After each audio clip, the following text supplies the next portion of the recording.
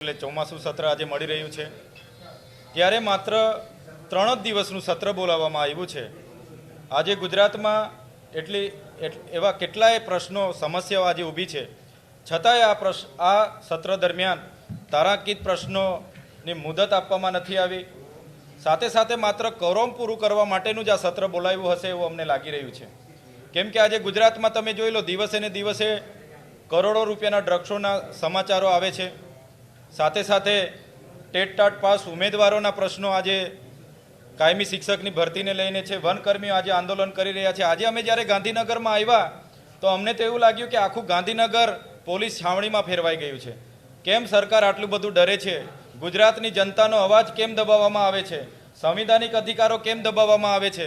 ત્યારે આજે ગુજરાતમાં હોય કે આદિવાસી વિસ્તારમાં હોય, ખાનગીકરણ દિવસે ને દિવસે વધતું જાય છે। શાળાઓમાં શિક્ષકો નથી, ઓરડાઓ નથી, અને એકલવ્ય જે મોડલ શાળા છે એમાં 12થી શિક્ષકોની ભરતી થાય છે। એવા અનેક સમસ્યાઓ, પ્રશ્નો છે। 73 ડબલ એની જમીનોના કૌભાંડો આજે દિવસે ને દિવસે બહાર આવે છે।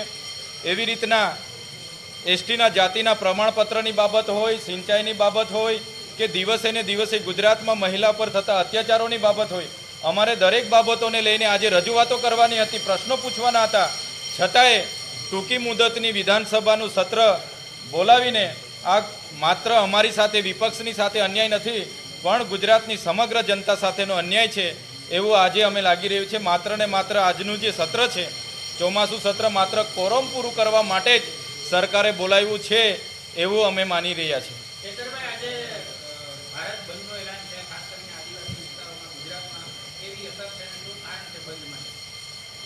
નામદાર સુપ્રીમ કોર્ટની ચીફ જસ્ટિસ ચંદ્રચૂડ અને એમની સાથેના 7 જજોની બેચે 1 ઓગસ્ટ 2024ના રોજ જે ચુકાદો આપ્યો, જે સંવિધાનમાં અનુસૂચિત જાતિ અને અનુસૂચિત જનજાતિનું જે આરક્ષણ છે, એ આરક્ષણમાં એમણે ચુકાદામાં કીધું કે ક્રિમિનલ પદ્ધતિથી રાજ્યની સરકારો આનું વર્ગીકરણ કરીને એની જે પણ પેટા જ્ઞાતિઓ છે એ રાજ્ય સરકાર નક્કી કરીને એનો અધિકાર જે એમને આપવામાં આવ્યો છે, ત્યારે બંધારણનો આર્ટિકલ 341, 342નું આમાં ઉલ્લંઘન થાય છે।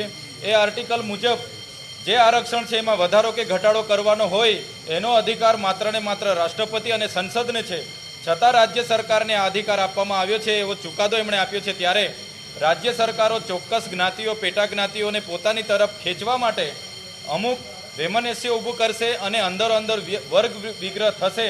ત્યારે આ ભારત બંધના એલાનને લઈને અમે પણ બધાએ, સામાજિક અને રાજકીય આગેવાનોએ, સંગઠનોએ એક બેઠક યોજી, બેઠકની ચર્ચા બાદ અમે પણ આ ભારત બંધના એલાનનું સમર્થન કર્યું। અંબાજીથી ઉમરગામ સુધીના આદિવાસી વિસ્તારોમાં અમે બંધનું એલાન આપ્યું છે, અને એને આદિવાસી સમુદાય અને તમામ વર્ગ સમુદાયના લોકોએ આજે અમને સમર્થન આપ્યું છે। અને આજે અંબાજીથી ઉમરગામ સુધીના તમામ જિલ્લા, તાલુકાના મથકો, બજારો આજે સજ્જડ બંધ છે। આ જ અમારી એકતા છે। આવનાર દિવસોમાં જ્યારે પણ સંવિધાન, અનામત બચાવવાની વાત હશે, આવી જ એકતા આવનાર દિવસોમાં પણ અમે બતાવીશું।